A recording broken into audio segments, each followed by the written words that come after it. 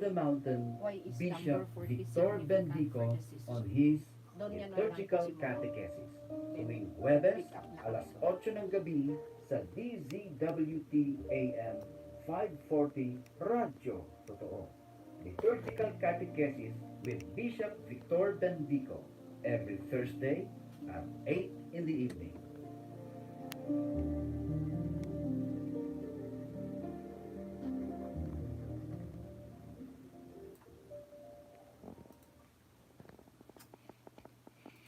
Good evening, everyone. Good evening, dear listeners and viewers. We are here once again for this liturgical catechesis from 8 o'clock to 9 o'clock in the evening. May I now request Reverend Father Mario Nebres to please lead us in our opening prayer. Thank you, Bishop. So we continue to pray the prayer for the Synod.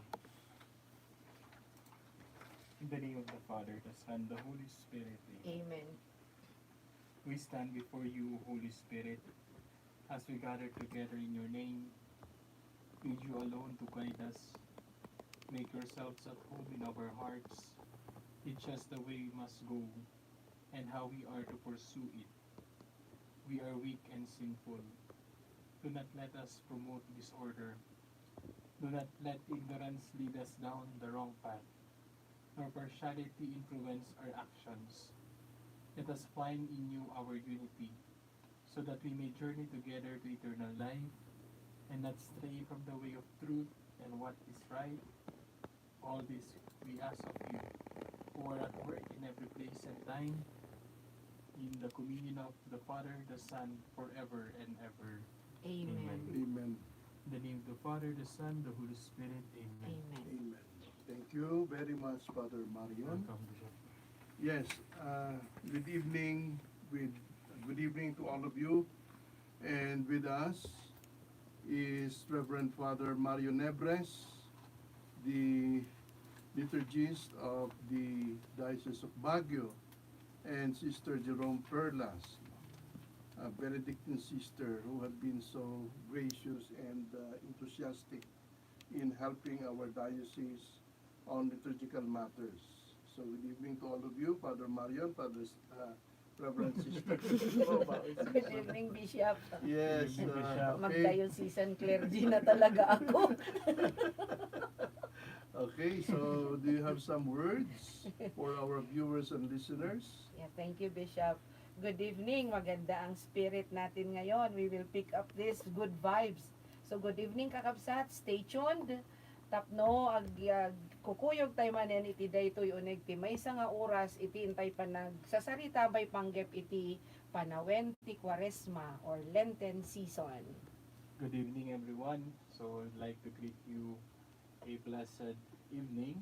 And of course, we would like to greet Reverend Father Manuel Castro, who is celebrating his 78th birthday today.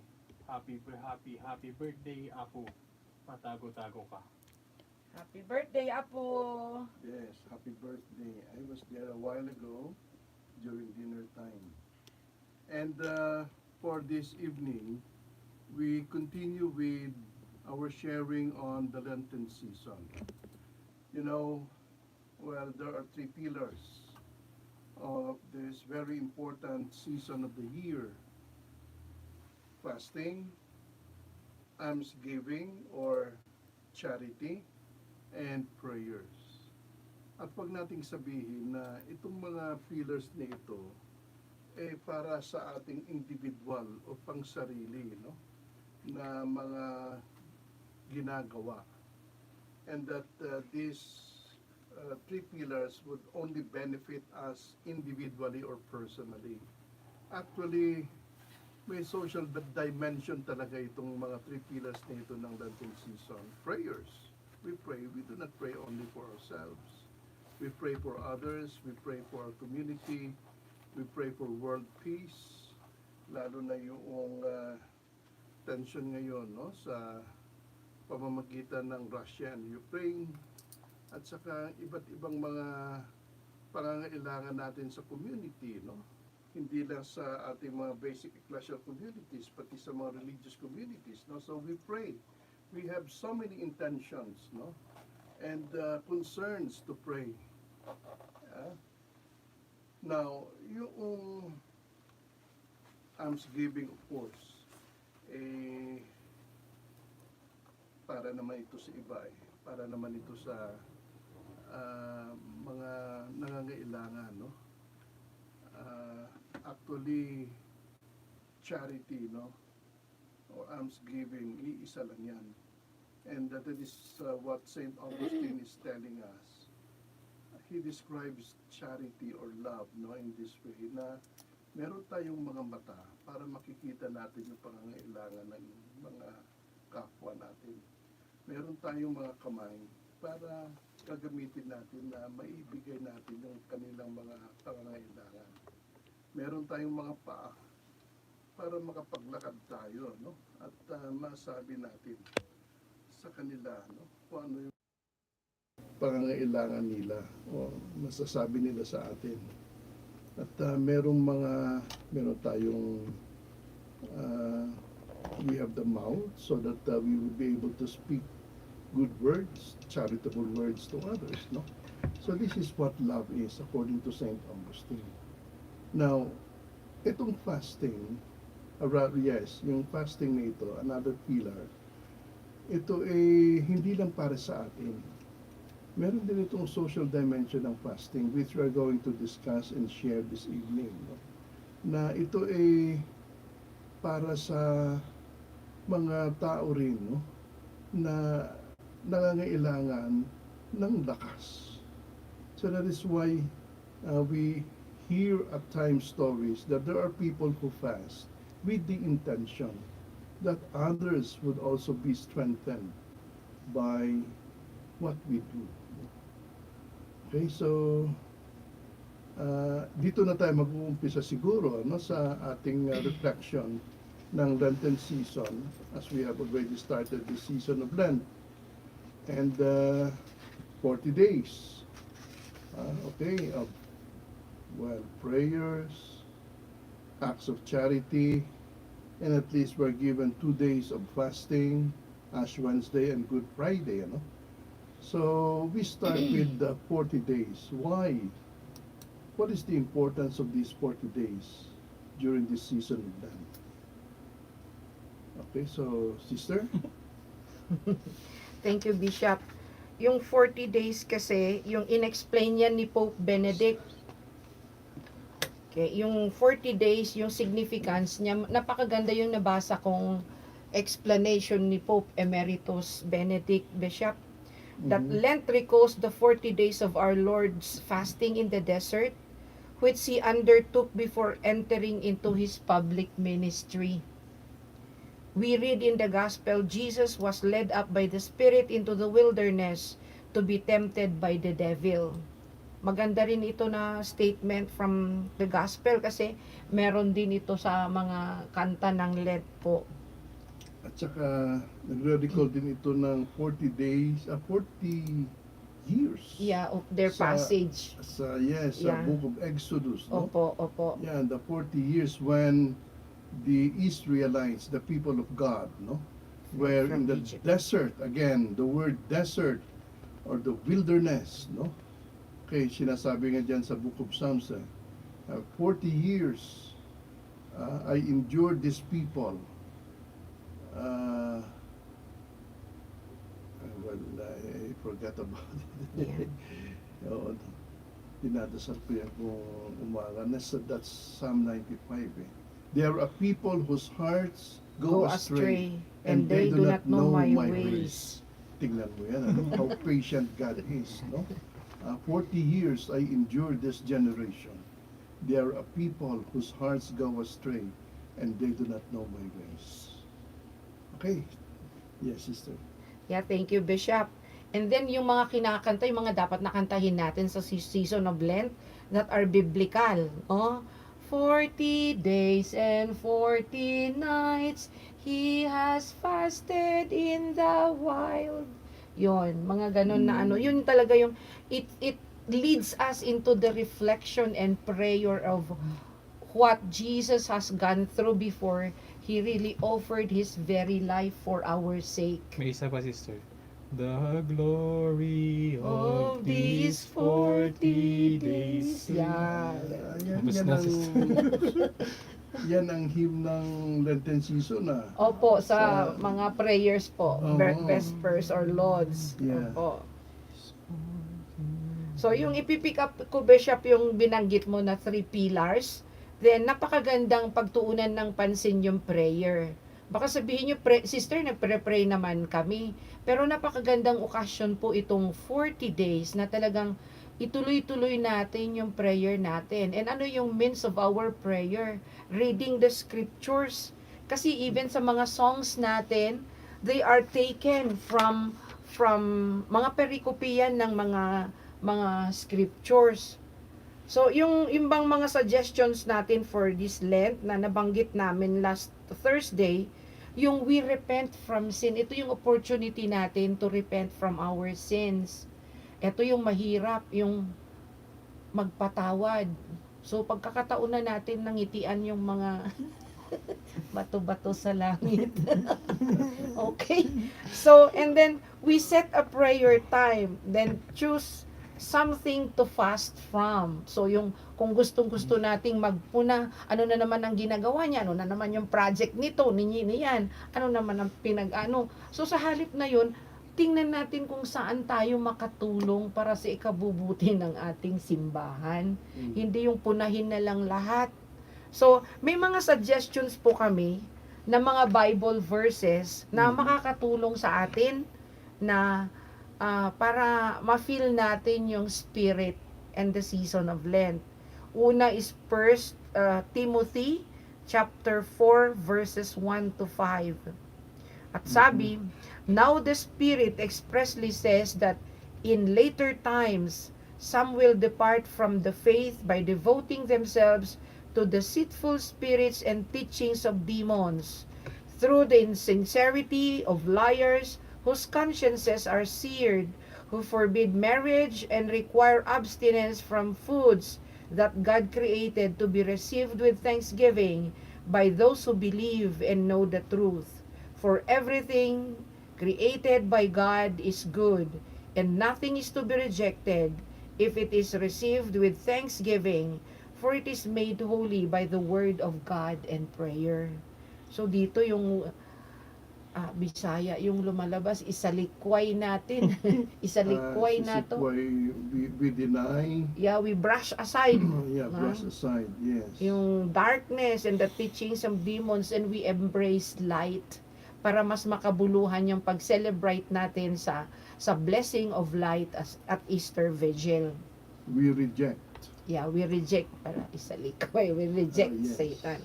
Talikudan, Ilocano gayam, talikudan tayo ni Satanas. So, it has connect. You know, sister, this came to my mind.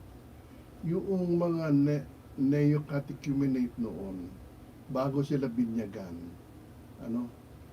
during the Easter Vigil, sila they would face the West. And then facing the West, they would spit towards the West. The West is where the sun sets. Darkness. And it symbolizes darkness. Yeah, so with spitting towards the West, they abhor, they reject darkness, they reject Satan.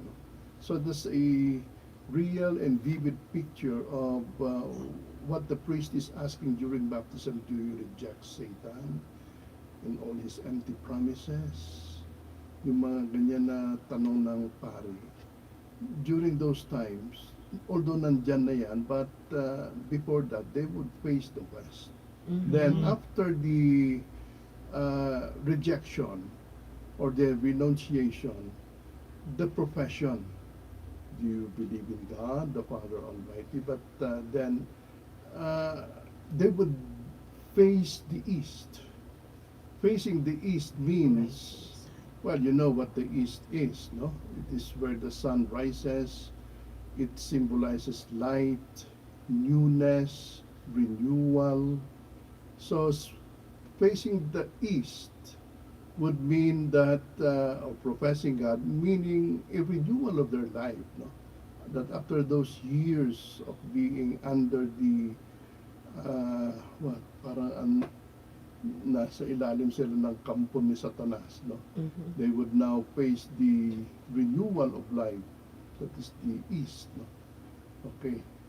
Yan yung parang talagang nare-recall ko na importante na aspect ng baptism, no? During the early Christian times. Thank you, Bishop. So another Bible text from the book of the prophet Isaiah, chapter 58, verses 6 to 7. And I quote, "Is not this the fast that I choose, to loose the bonds of wickedness?" Tuloy pa rin natin yung binanggit na Bishop.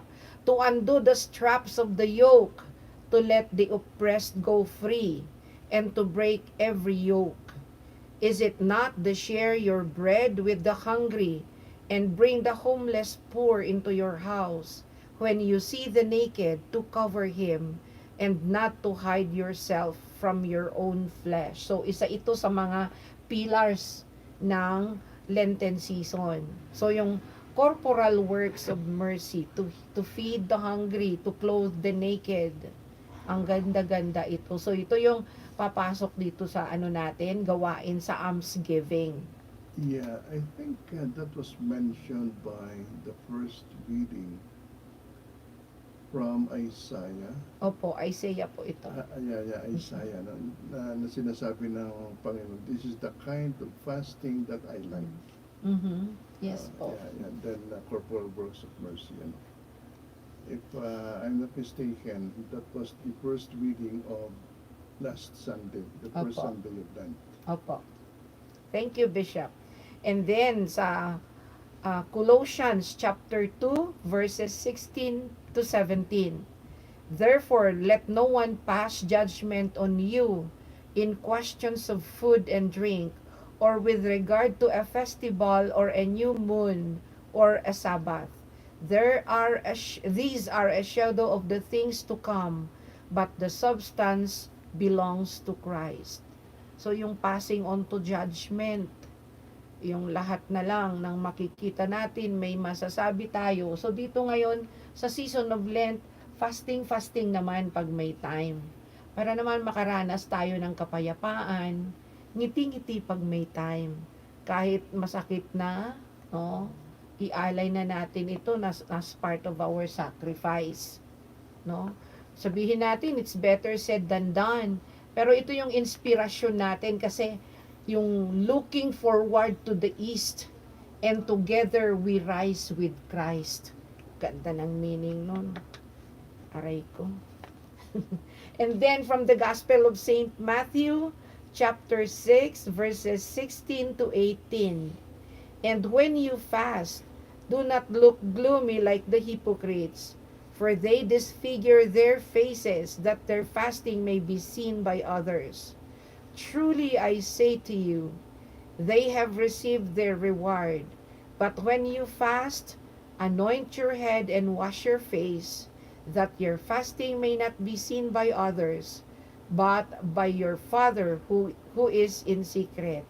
And your Father who sees in secret will reward you." So another, ang parallelism nito or echo nito is, do not let your left hand what your right hand is doing. Pagkagawa tayo ng kabutihan sa kapwa, huwag na nating ipamalita. Huwag na sabihin, ginawa ko to, ginawa ko yan, mawawala po yung merit. So, napakaganda na we do charity secretly and privately, na huwag na nating i-trumpet. It resembles yung mga nangyayari ngayon sa palibot natin, no? Na ginawa ito. This project is prepared by, gano'n, yung mga kaipalan natin. So ngayong Lent, magandang panahon na gumawa tayo ng kabutihan na huwag na nating ipamalita para naman may merit tayo kay God. Kasi wala mabuti, kaliwanagan man, gagawin natin sa liwanag or gagawin natin sa dilim, makikita yan natin ng Father in Heaven. Ito ay galing sa rephrase ko lang, galing kay Saint Matthew. Okay? Another scriptural text is from the book of Joel, chapter 2, verses 12 to 13.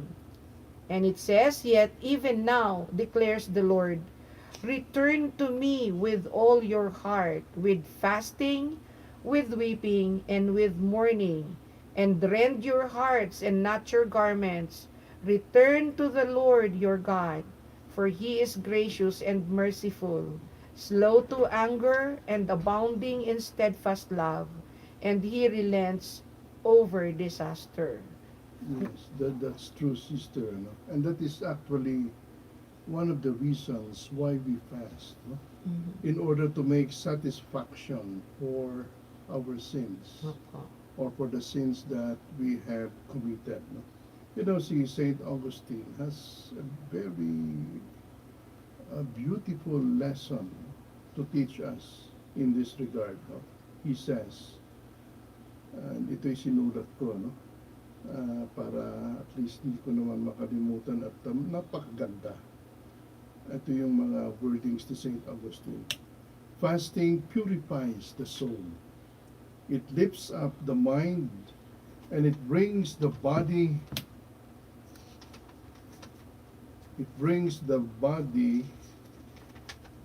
into subjection to the spirit. It makes the heart contrite and humble, scatters the clouds of desires, puts out the flames of lust. Yan ang mga sinabi ni St. Augustine, no? In relation to what we are saying or sharing based on the book of Joel. Okay po. And then may parallelism ito, kinakanta rin natin, pero please lang wag nating kantahin sa communion. Pwedeng sa entrance, yung kay Job, yung come back to me with all your, ay Hosea gayam, sorry I stand corrected. Kay Hosea, come back to me with all your heart, don't let fear keep us apart. O, dami na naming sinampol ni Father Marion. Okay, so yun yung parallelism nito. So ang ganda-ganda po mga kapatid na pag nilay-nilayan natin, buklat-buklatin naman natin yung mga Bible natin. Baka nagkolekta na yan ng alikabok, pakipagbag ng konti. Then another text from the first letter of Peter chapter 5 verse 6. Ito aray ko, hindi ko pa binabasa, na aray na ako, no?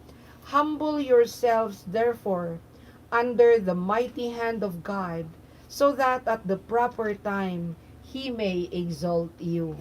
Okay? Ito ikat agpakumbabayo. The word humble comes from the Latin word humus, that we keep humus. Thank you, Bishop. Nandito yung aming mentor. Okay? Alam niyo ba yung nakikita mo yan, sister, dyan sa Halsima Highway? Opo. Yung word na umus. Humus. Ano bang ibig sabihin na yun? Parang kanyata yan. Yung mga leaves ng plants or Opo, something. na nag-decay. They gather. Opo. That decays. Oo. Yan ang symbolism ng humility. Yeah. Okay. That we will be grounded. Thank you, Bishop. Babantayan ko li bukas, Bishop. Dadaan ako na naman uli sa Halsima Highway. Shout out sa mga taga-Sayangan. See you tomorrow.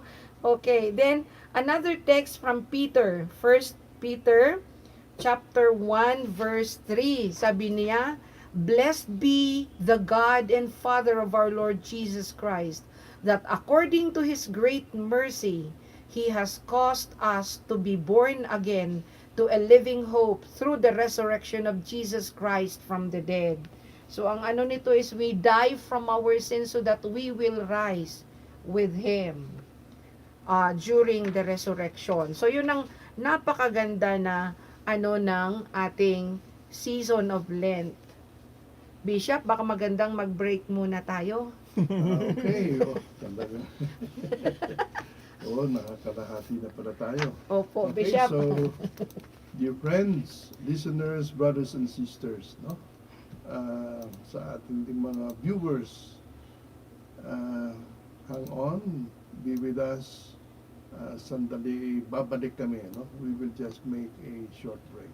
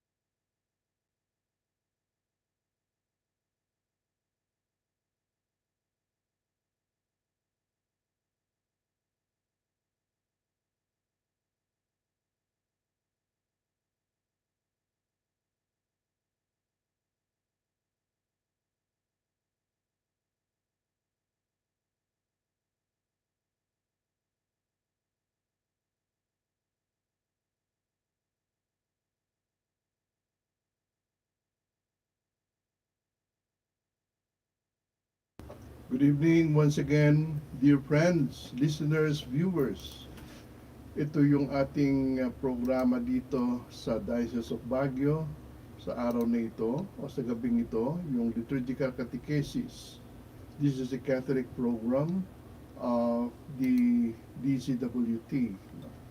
So thank you so much for listening to us, viewing us, and continue to do so. With me is Father Mario Nebres, the liturgist of the Diocese of Baguio, and Sister Jerome Perlas, Benedictine sister. No? So we have been sharing to you about the Lenten season, the importance of the three pillars of the season of Lent: prayer, almsgiving, and fasting. And we were deepening, no, in our sharing about the importance of fasting, no? Giving to you scriptural texts and passages so that you would be able to understand more, no, and appreciate this activity of the church during the Lenten season. Okay, so sister? Thank you, Bishop. Gusto ko pong tanungin kasi si Father Marion, siguro marami ding nagtatanong sa kanya. Ano ba ibig sabihin or ano ba yung rules or meron bang sinusunod na rules sa fasting and abstinence? Father, pakiliwanagan mo po kami. Okay, sister, good evening. Once again, Bishop, sister, and our viewers. Fasting and abstinence. Last Ash Wednesday, there are a lot of people who abstain and fast. And then, every Friday, tinatanong sa akin last Friday, Father, pwede bang kumain ng meat? Father, kailangan ko bang mag-fasting?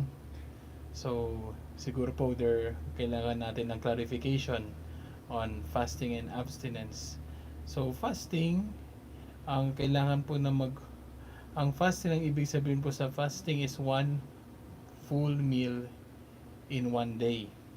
So, ibig sabihin, pwede kayong kumain ng mga light food, kagaya ng sopa, soup, biscuit, champurado, yan po.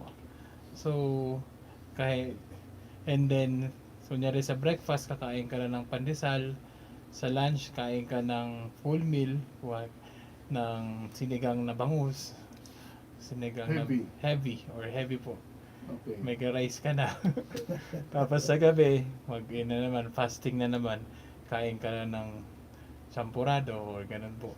Pero kung hindi ka mag-heavy lunch, pwede ka na mag-heavy dinner, no? Apo. Yeah. Yes, Bishop. Yun na.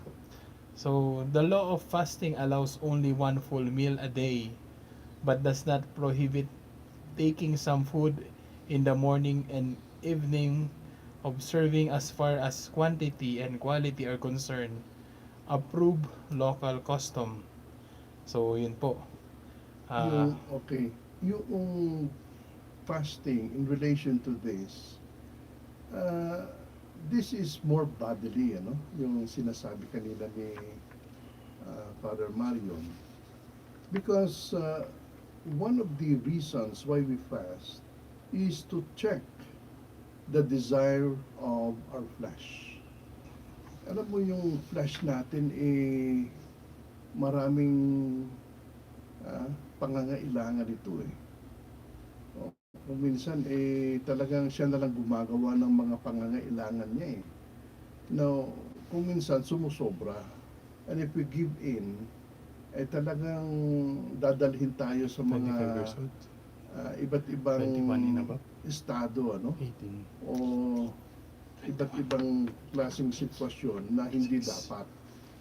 Now, here, lust comes in, no? So, sinasabi na kung tayo ay nagfa-fasting, kukunti lang yung kinakain natin, yung lust ng ating katawan ay nalulusen. So, lust loses its heat through meagerness of food and drink. Kasi kung minsan nasusobrahan tayo sa pag-iinom marami na tayong naiisip Marami nang nararamdaman, ano? Ganon din, ano, sa pagkain, inaantok na tayo, kukonti na lang yung panahon natin sa pag-iisip, ano? And that is what Saint Paul, in his second letter to the Corinthians, chapter 6, verse 5, is saying, that fasting is to safeguard our chastity. And that is very important, no? At least to think, especially during the season of Lent, no? Twice lang naman yan sa buong taon no? Na nagpa-fasting tayo. Good At least during Ash Wednesday and Good Friday, although we can always fast if we wish, no? Especially for the good of others, depende sa ating intention. Okay, Brother Marion? Okay, thank you po, Bishop. So, ang tinatanong po, ilang taon ba ang required na mag-fasting pag Ash Wednesday at Good Friday? Ang alam ko po ay 18 years old to 6 years old, Bishop. 59. To 59 years old. 59, yes. Kasi pag 60 na, one is no longer required to fast. Po. Kaya mga senior citizens, okay lang, ano? Kung gusto nyo pang mag-fasting, kaya pa, wala naman nagpo-prohibit dyan na sasabihin na wag na, no? Kasi 61 ka na, 62 ka na. Opo. Yeah, pero pwede pa rin kung kaya. No? Pero sinasabi ng law ng simbahan at least 60. No? 60. Bishop, may nagtanong din po sa akin, pag ba ikaw ay hindi nag-fast na sa 18 and to 59 years old ng Ash Wednesday at Good Friday, mortal sin daw po ba yun? It is a law, no, of the church. Kung talagang ginawa mo ng Intention. with the evil intention and talagang sinuway mo, no, ng gusto, it depends on the intention. It could be a grievous sins, no? Parang masasabi natin, grievous sins, no, on our part. But meron namang mga paraan para masasabi natin, ma-offset natin yung fasting kung hindi natin magagawa, no? Merong mga corporal works of mercy kanina na sinasabi ni sister, no? Or gumawa ka ng kabutihan sa kapwa-tao mo, no? Or tumulong ka sa simbahan, no?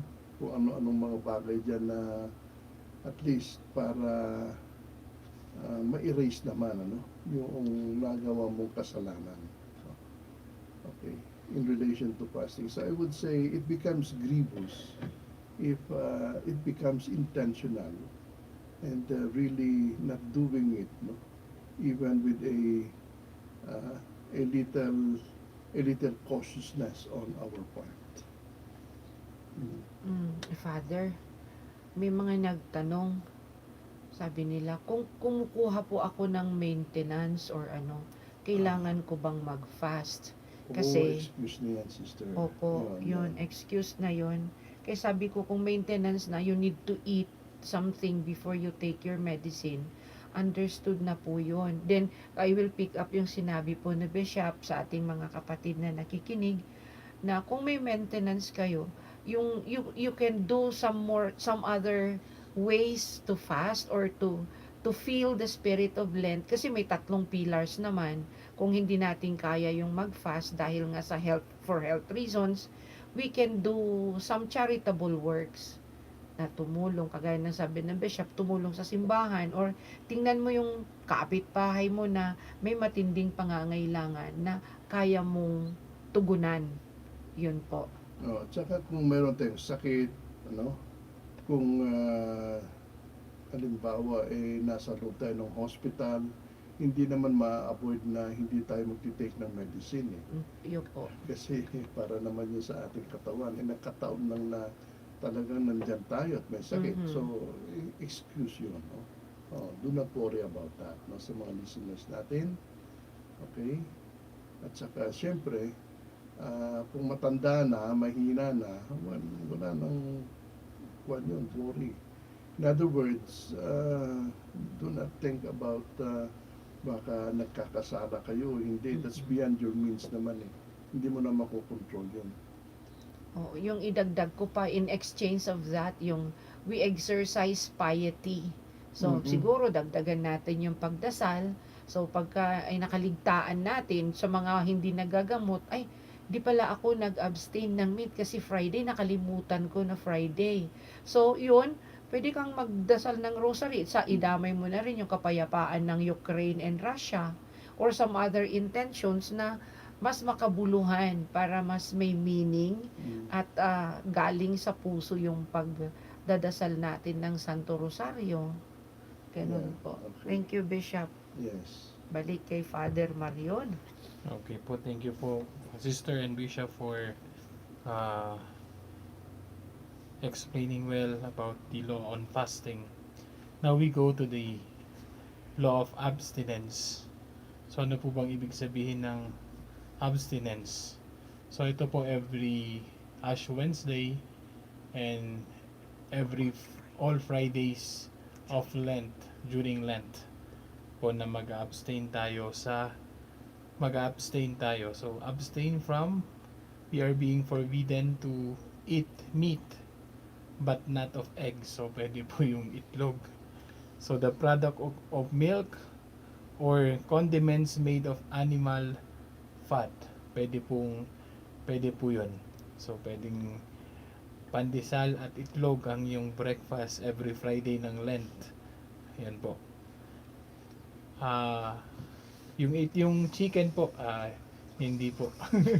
Meat Pero na sabi yun. po nila yung saan ba galing yung Manok itlog? sa itlog. Sister, dalagdag ka. Yung meat kasi, talagang parang nagpapatamad sa atin yan eh. Nagpapa-oversleep pa nga sa atin yung Yes meat eh. po, opo. Kaya, one time, experience ako, I was in New Jersey. That was December 26. Siyempre, December 25, ang daming pagkain. And then, nag-oversleep ako nang doon yung mga matatanda na nag-aabang sa pintuan. Napakalamig. Ako pa magbubukas ng simbahan. Nahiya ako. Late ako ng 10 minutes. Sabi ng isang matanda, don't eat too much meat. Nag-oversleep. Opo. Thank you, Bishop. Tsaka it defeats also our purpose of praying kasi pagbusog, ay as per my experience, pagbusog, yung meditation time namin na after breakfast, ang hindi na meditation ang labas kung busog kasi makakatulog ka, lalo na pag medyo mainit-init yung lugar. Talagang it doses you to sleep when the tummy is full. So yun po yung notion na yung moderate lang po para even our behaviors and our thinking is moderate, hindi tayo mag-overthink or we fall short of thinking. So it is there wherein we fail in charity. We fail in charity, and then kung busog yung tummy, baka busog din yung utak, busog yung bibig, maraming masasabi. You will fail in charity, sister. Kung tayo isang tao ay matutulog at maghihiling. Mas matindi yun, Bishop. Kung paano mag-meditate yung mga kasama. Pag mag-meditate yung iba sa chapel, yun pala, may sound effects na yun. Obvious na masyado, Bishop. That is already failure in charity for those who wanted to pray and meditate. So, yun po yung mga, we are touching on the human aspect so that we address the human aspect so that we can together pull up or walk, mag-level up ng konti para we can together encourage one another to pray more Yes. and to meditate, especially during the season of Lent. You know what, no? Isa din ito sa mga reasons kung bakit tayo nagpa-fasting. So that the mind may more freely raise itself to contemplation or reflection. Yes po. Kaya kung siyempre, busog tayo, hindi tayo makapag-isip, hindi tayo makapag-reflect ng gusto, contemplate ng gusto. So, kung pa-fasting tayo, our mind may more freely raise itself to contemplation and reflection. Ito, taken from the book of Daniel, chapter 10, verses 2 to 4. Now, there we can read that it was after a fast of 3 weeks that Daniel received a revelation from God. No? Doon, after 3 weeks of fasting, no, he was able to get a revelation from God. Tsaka napakaganda rin po yung, halimbawa, we are planning to make a major decision. Maganda if we pray over it before we make a decision. So, napakagandang decision din, ay yung suggestion din ito na we fast para mas klaro-klaro yung pag-iisip natin at pagde-decide. Okay, thank you. Father Marion, may dagdag ka pa po? Opo, kasi si anong age naman po yung parang bound to For abstain, abstinence. abstain, opo, Bishop. Oh, 14 years, 14 year of age. okay. Opo. Ay, opo, tama. Tama, 14, yeah, 14. Pataas Opo. po. Until Wala pong nakalagay, Bishop. Hanggat your last kaya. breath. Hanggat kaya. Kasi Friday lang naman po, Bishop. Yeah. Opo, na mag-abstain from meat. Opo. Oh, yes. Opo. Malaking sakripisyo ito sa mga carnivore na hindi makakain na walang karne. Pero Lent naman, may mapag-aalayan naman tayo. Lalo na ngayon na marami tayong dapat ipagdasal at pag-alayan ng sakripisyo. Malapit na ang eleksyon natin para rin sa kaliwanagan ng isip ng ating mga butante na tingnan yung kinabukasan ng ating bansa. So, hindi lang yung mag-fast ako para maging slim ako, kundi mag-fast ako para sa kabutihan dahil may intention ako. Yes. Yun po yung ano, para mas makabuluhan po yung pag-fasting natin. Okay. That's all. Yung penitensya, Bishop, yung penitence, kasama na rin po dun, ano, yung penitensya, yung fasting and abstinence. Yeah, oo. Kasama na yung kwan. Opo. Saint Paul actually in his letter sa 2 Corinthians hindi ko lang nakita but he was enumerating lots of sacrifices and penitence connected with fasting. Opo. Oo, nandyan yan sa 2 Corinthians chapter 6, nag-umpisa yan sa verses 4 to 5, no? Opo. Yan, verses 4 to 5 yan. So you just try to check on that. No? Marami siyang mga sinasabi diyan na mga dapat gagawin natin, no? Sacrifices in life related to fasting. And then pag umatras tayo, napakaganda po yung meaning ng ano sa charity because charity is love. Yung 1 Corinthians chapter 13 po na sabi niya, although I speak in tongues of angels and saints, but if I have no charity, if love does not flow from me, then doon na yung hihingin natin yung tulong ni Lord na Jesus, reduce me to love. So, napakaganda rin yun na parang gawin nating mantra natin during the season of Lent. Yes. And then eventually pagka may mga ano natin mga little favors that are given to us, if we are not used to saying thank you, siguro yun din gawin nating penitensya yun to practice being grateful. At saka itong mga sinasabi nating fasting prayers, this should lead us to penance, no? Opo. Yeah, to conversion. And eventually, of course, confession of sins. Yes po. Ito, Yun po yung confess natin napaka-importante. Oo. Pwede namang magpenitensya tayo dyan na, well, ano ba, hindi naman tayo nangugumpisal, no? Yung nangugumpisal, pagkukumpisal, yun ang talagang pagpapatawad ng ating mga pagkakasala, no? Yeah, opo. The church gives us that, no? But well, we could never measure the mercy, no, and the love of God. But all of these practices that we have, they should all lead us to penance and repentance and of course, confession. Yes po. Mm. Pero pag mangumpisal tayo, yan talagang sincere confession din. Hindi yung, Father, patawarin mo ako sa kasalanan ko, nagnakaw po ako ng tali. Yun pala sa dulo ng tali may kambing. So, yung pangungumpisal natin din, it's not just simply going to confession para makatupad, no, sa mga suggestions ng Lent, pero At saka half confession, ano? opo, Half truth. opo, yung sincero, at kung talagang pumunta tayo, hindi na natin Sinasabi uulitin. mo, half truth kasi Opo, kwan lang tali lang. Tali lang yung Sa dulo pala ng tali, may kambing.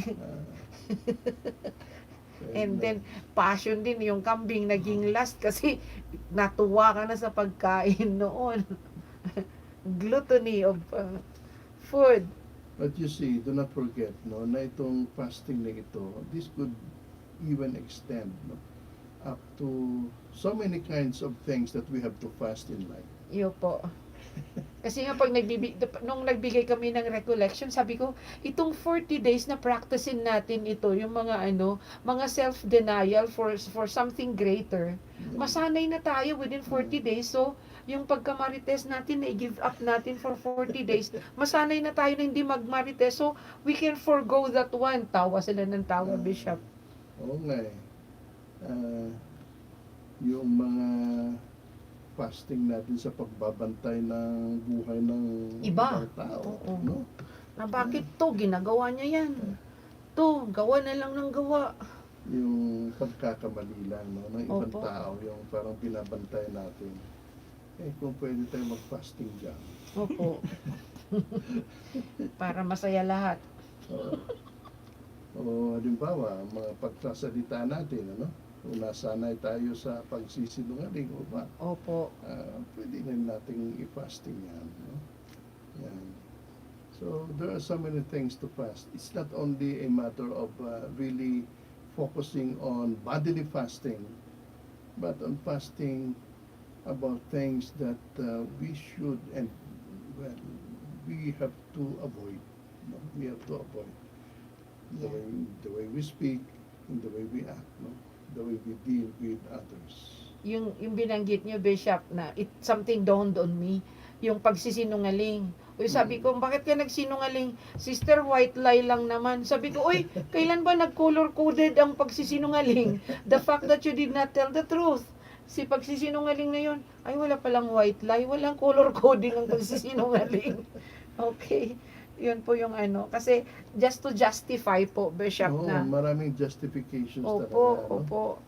So, ngayong panahon ng Kwaresma, ito na yung again, we are being reminded na sana naman maging Kristiyano tayo Mhm.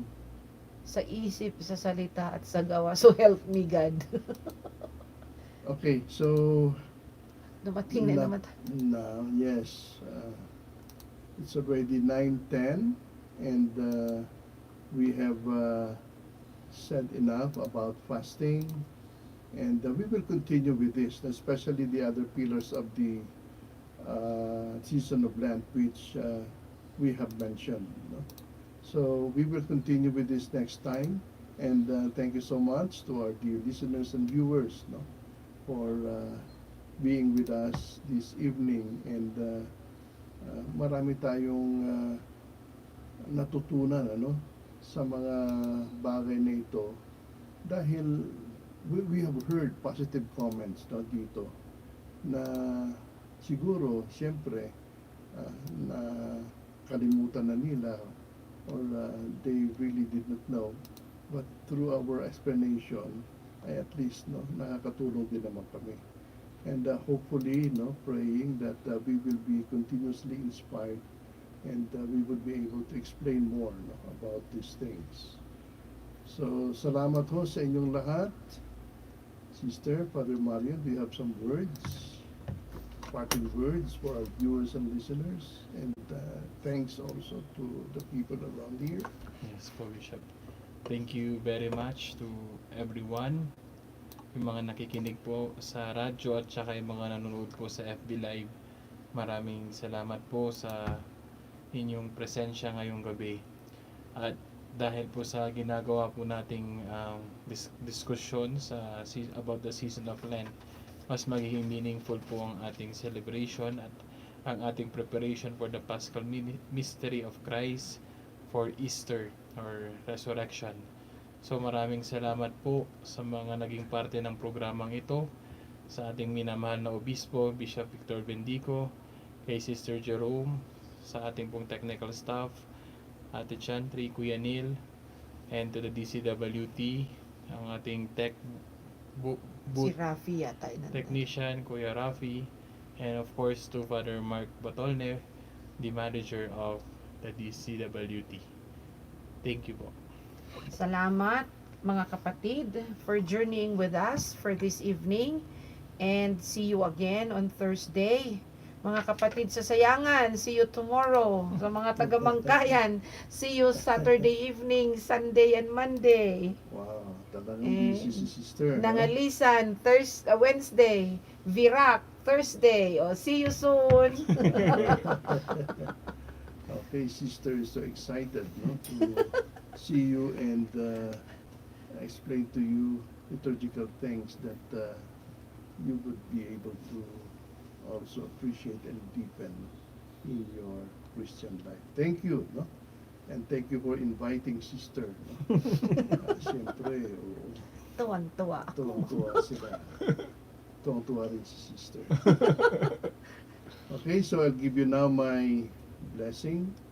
The Lord be with you. And with your spirit.